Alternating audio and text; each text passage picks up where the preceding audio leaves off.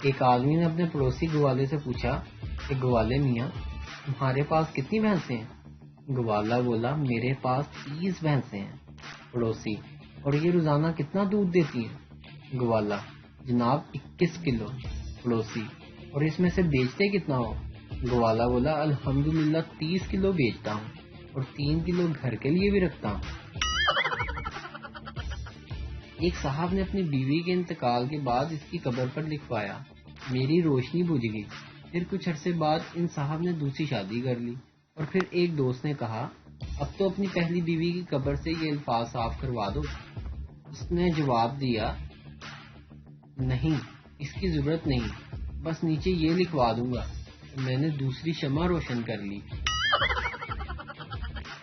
ایک شخص سیر پر جانے لگا تو اپنے کتے کو بھی ساتھ لے گیا۔ راستے میں ایک پھل والے سے پھل خریدنے لگا تو اس دوران اس کا کتا ایک پھل کو چاٹنے لگا۔ دکاندار سے رہا نہ گیا، اس نے نرمی سے اس شخص کو بتا دیا۔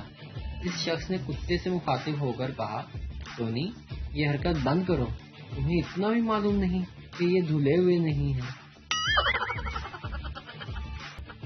دلہا آج سے تم میری زینت ہو، آرزو ہو، تمنا ہو۔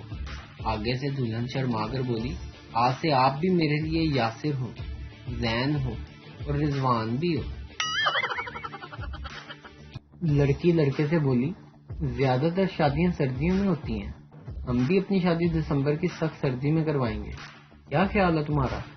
لڑکا بولا خیال تو میرا نیک ہے، مگر دسمبر شادی کے لیے نہیں بلکہ کسی اور وجہ سے مشہور ہے، سمجھ تو آپ گئے ہوں گے۔